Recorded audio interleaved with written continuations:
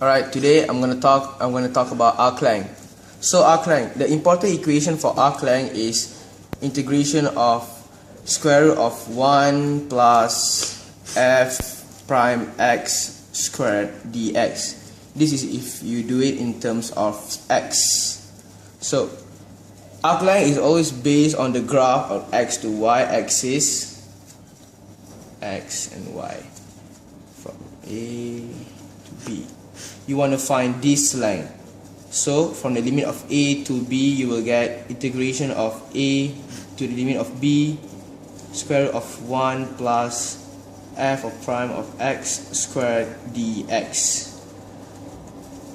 Okay, this formula is based on the Pythagorean theorem, which states that if you put 1 here, f prime x here, you will get, to find the hypotenuse, you will get square root of 1 squared plus f prime x squared, which is similar to this formula that we get for the arc length. So the common mistake for arc length is always this one: integration of a to the b fx dx is not the right way to do arc length, because this is to find the area, not the arc length. Alright, so all of these are in terms of x. So if you want to find in terms of y, you just have to integrate it to the square root of 1 plus f prime x squared dy, which you will get f square root of 1 plus dx over dy squared dy.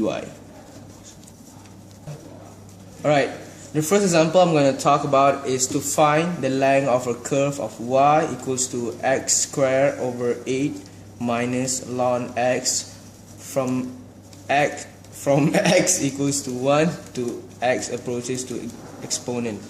So first one, you have to differentiate this to get, and then you will get f prime of x is going to be x over 4 minus 1 over x.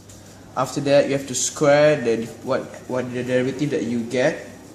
After you square it, you will get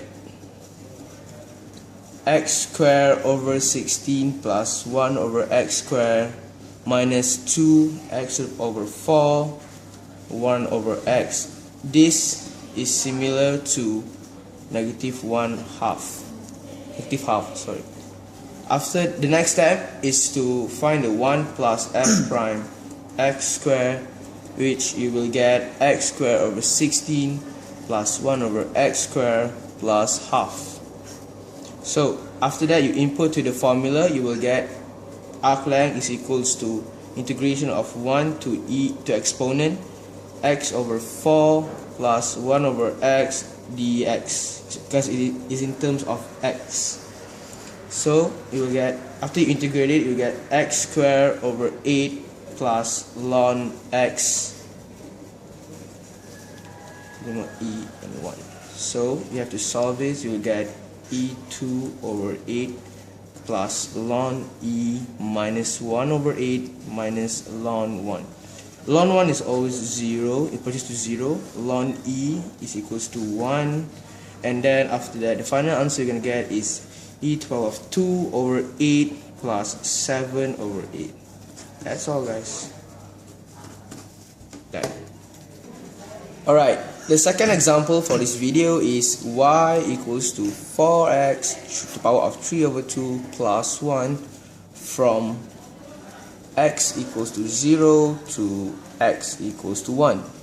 So the differentiation of 4x to the 3 of half plus 1, you will get f prime x is equals to 4 3 over 2 x half, which you will get 6x to the power of half.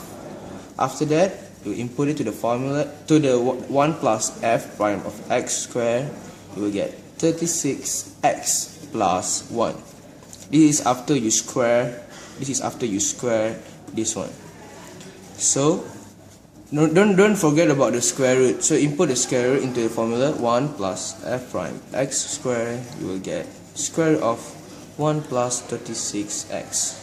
So using the arc length formula, 0 to 1 36x plus 1. Dx is in terms of x, remember guys. So next step is to let u equals to 36x plus 1, and you get dx is equals to du over 36. So substitute u into the equation, so we get 1 over 36 integration of 0 to 1 u half du over du, after you put the 1 over 36 in front of the equation. So after you integrate it, you will get 3 over 36 u to the power of 3 over 2 over 3 over 2 1 0.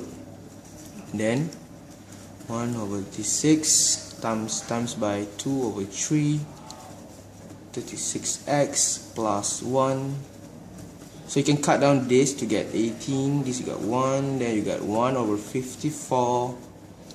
Input the value 1 and 0 to the equation, you get 37 to the power of 3 half minus 1 to the power of 3 half, and you get 1 over 54.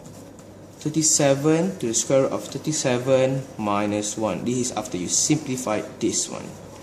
Alright, that's all for the second example. Alright, the third example I'm going to do is y equals to ln cos x from x equals to 0 to x equals to pi over 3. So same as the previous video I talked about the last two examples. First you have to differentiate ln cos x. You will get in front of x, you will get negative sine x over cos x, which is similar to negative tangent x. After that, you're gonna square the negative tangent x. You're gonna get tangent square x. Alright, this is a trigonometry example of arc length. Then after that, just input the f prime x square is equals to 1 plus tangent square x, which you know this identity can be equal to secant square x. Okay, after that you get a 1 plus f prime x square root, right? So after you square root secant x, you will get secant x. So input back to the formula, you get 0 to the pi over 3 secant x dx. So integrate it, you will get ln secant x tangent x pi over 3 0. So input a 0 and pi over 3, we get ln 1 half plus 3 minus ln 1 over 1 plus 0. This one is 0. So the final answer you will get is ln 2 plus square root 3. That's all for today. Thank you for listening to my video. That's all for my explanation about arc length. I hope you guys understand about my briefing, my explanation on how to do arc length, and from those 3 examples, I hope you can do arc length in the future. Thank you guys for watching my video and listening to all my explanation. Thank you.